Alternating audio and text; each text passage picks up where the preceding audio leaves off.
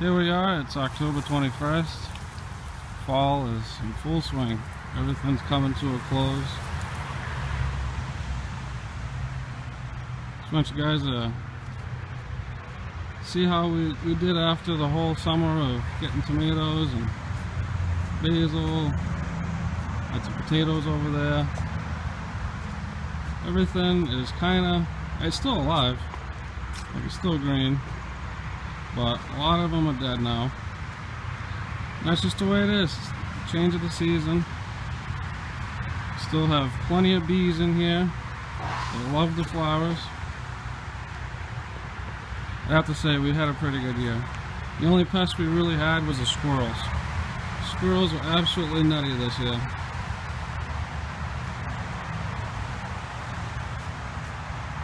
So now we're heading into coming close to winter. I don't want to say the words, but have a nice week this week. So all these tomatoes that are green, we're gonna give them as much time as we can, let them ripen on the vine as much as possible.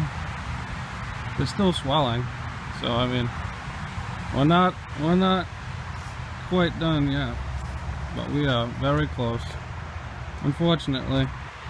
So then we'll, once we get to that point, we'll start ripping everything out of here, and I might till it if I have the opportunity, just to kind of kill some of the weeds, get it nice and loose.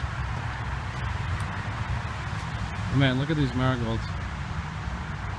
They were just unbelievable. They're all squat low now, but they were like bushes.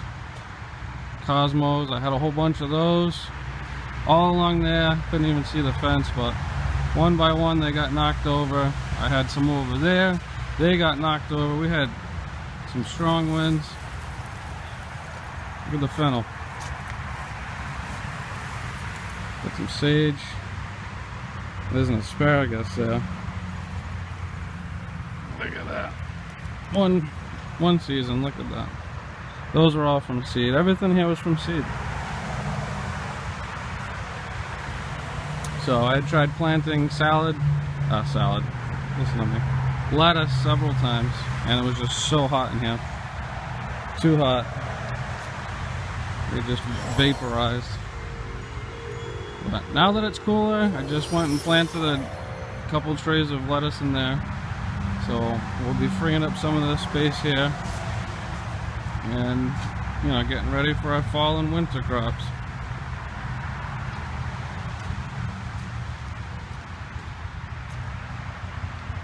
Grapes went I gotta finish painting this, don't criticize me. I'm doing that very shortly.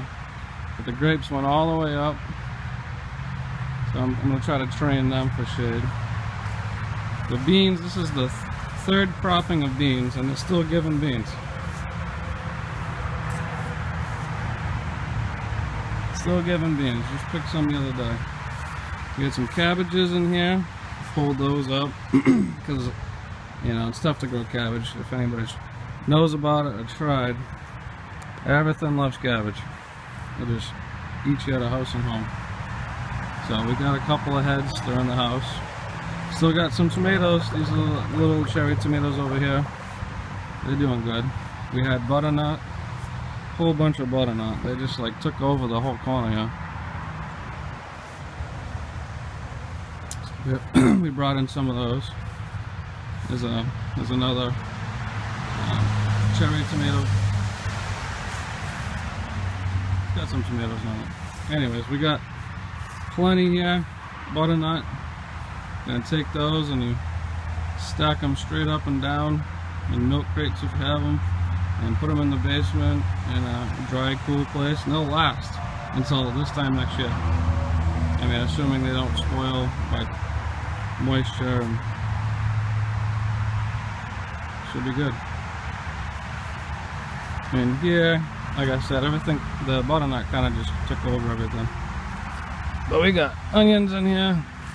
We took some out already. Oh, there's one. There's a couple. Little ones. We have bigger ones, to be honest with you. But they're in here, so we should probably pull those out soon. Stick that the leeks, they'll start really bulking out later on this fall and going into winter, and we can harvest those and make soup. Oh, look at that, a tomato plant fell over. Well, it's the end of the season. It's the way it goes. Pepper plants are still going, but it's too cold now. I don't know if you can see that, but anyways, they do have new peppers on them. So I don't know what I'm going to do about these. I might dig these up. Now that I'm thinking about it, dig them up, bring them into the greenhouse. But we still got tomatoes out here. We've got to get before the frost comes. Yeah, they look pretty sad. But anyways, that's fine, because other than this little lavender over here, I think it's very tiny. But that's what this is. Super tiny lavender. They take forever, but once they get going, they get going. So I'll till all this up, and I'd really like to get some shallots planted again,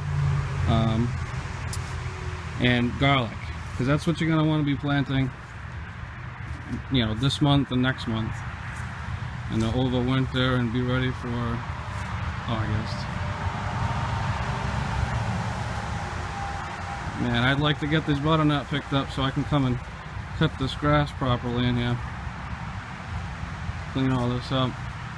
Looks like a mess, but everything did so great.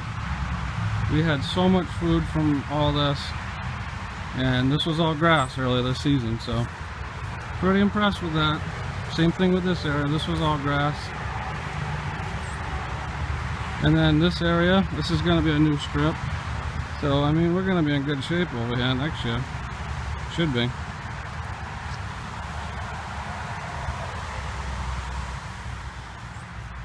We can go in the greenhouse real quick.